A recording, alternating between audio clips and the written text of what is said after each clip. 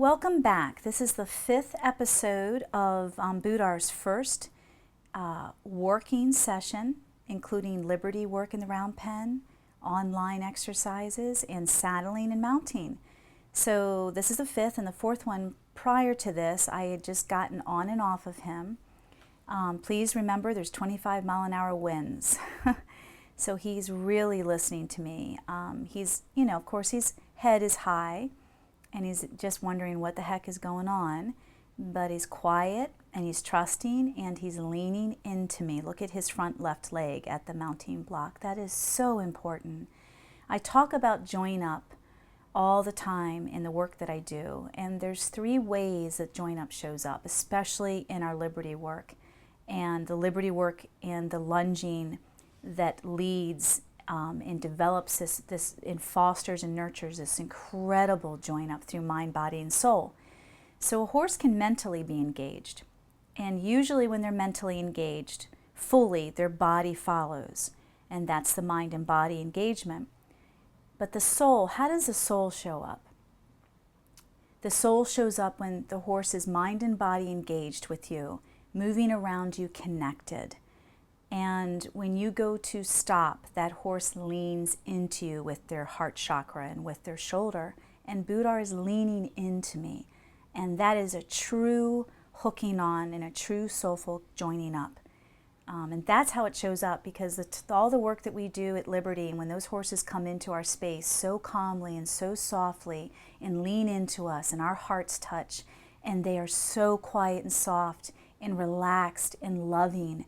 And that is part of the work that we do. I mean, we work towards that. That is always a goal for us. And so that's how I know and feel safe right now. Sure, his head's a little higher than I would like. It's very windy. Right now, his head is canted into me. I'm turning off my cell phone. And he's connected. He's interested in whatever I'm doing. He hasn't shut down. I haven't gone too quickly where he has shut down and frozen with fear. He's still there with me. The ears are moving, the eyes are moving, the feet are quiet, which tells me his mind is quiet. And he's leaning in. And that's so important. And look how I've got the one, I've got the rein and the mane together, and I've got the one side bent, his left, which just gives me more control, so to speak, if he were to move forward and I needed to get off. I can tip that nose and, and bring him to me. So I'm such an advocate of holding that rein and that mane, putting most of your weight on the wither, so that when you first get into that saddle, it's easy, and it's an easy transition for him. He's used to the movement. He trusts me. He's not afraid of anything above him or around that area.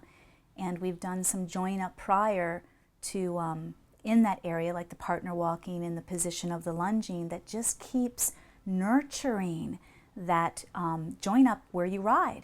That is the position on the ground that I want to maintain, so that he is so comfortable with me back there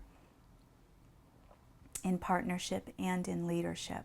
So this is great. He's licking and chewing. He's adjusted his weight. He's got his back right cocked just a little bit, his back right. He's relaxed. He's lowered his head. My energy is grounded. I keep touching him, which he's used to, and reminding him that I'm there. Again, with this windy day and the horses moving around and lots of commotion.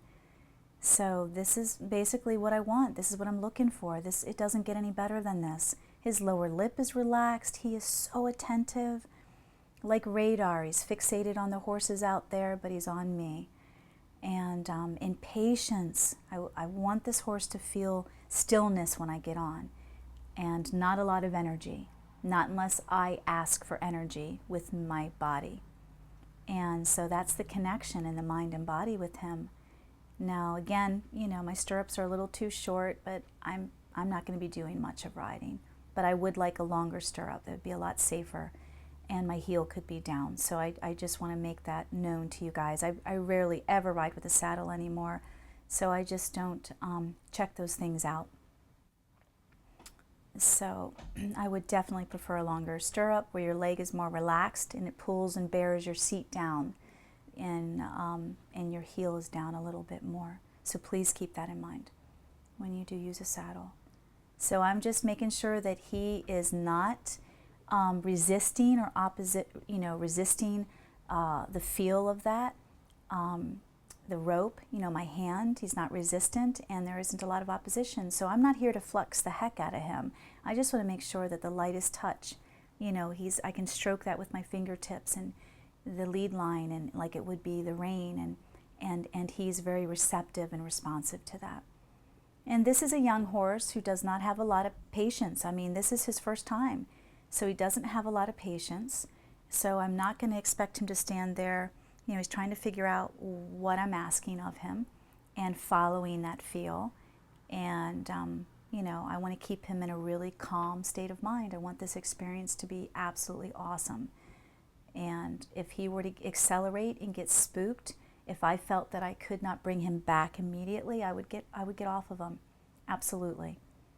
The worst thing I want is for him to, this young horse who has had no prior experience right now with anyone on his back, let alone any work ethic at all.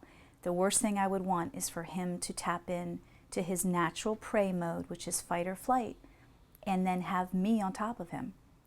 I'm not going to ride that buck out. And most people that are backyard trainers, which is wonderful, you don't have the experience to do this or ride that out. And the experience doesn't come with just a good seat. It comes from, are you confident enough to ride that out without feeding on that energy that you feel from the horse, and then getting nervous yourself in anticipation and worry. And that's important to maintain that groundedness in situations that are heightened. That's the leadership that we call upon. So I know I can do that, but at the same time, I'd much rather not have to have him experience that with me on his back, because that's the trauma that he's going to go through. Oh my gosh, something spooked me. Now I started to buck. Now I've got this person. I forgot about my person. So that just adds to the situation and makes that experience even more traumatic for him. So that's really the point. It's not whether or not you can ride it out, you guys. It's what is this horse left with? What kind of experience is he left with? And that's really important to me. And so I just chose to get down for no apparent reason. Interesting enough that he got a little up there as soon as I dismounted. Something caught his attention, and he's pretty tight and abrasive and a little worried. So if I was on him, here we go. I'm glad that he's facing what he's concerned, and I'm glad that he's curious about it instead of fleeing or bucking. That's the fight mechanism. So, but that's just interesting that I got down just a second or two before he tensed up. So talk about intuition and really paying attention to your horse and timing. I'm glad I got down, because that energy that he is showing physically, I would have felt that in my body. And that's not always easy to ground sometimes. I call it electrocution. Sometimes I can electrocute horses without intention, meaning my fire energy is so high, it blows them away.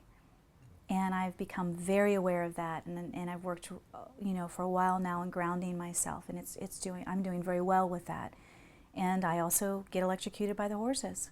In a nanosecond, my own horses can feel something that startles them, and the shot of energy goes straight up my spine and into my throat. And I feel totally electrified. And then I've got to breathe down and get rid of that, because I don't want to hold that, and I don't want to feed into it. So we all go through this. It's just being very aware of it and then understanding where you need to be with that energy and releasing it. So that's what I'm talking about. If you're on a bucking horse, you're going to feel that adrenaline. You're going to feel that electricity. And how many of us can be in the moment and handle the buck and handle the horse and then get rid of that energy? It's like a ricochet. It goes back and forth between you and the horse. So I'm just making sure he's okay. Again, definitely checking out that when I bring that foot up over his back, he's fine with that. That's really important. So we're getting ready to wrap up this session and continue our riding into the last segment, number 6 of our starting a young horse for his first ride. So he's doing fantastic. And thank you.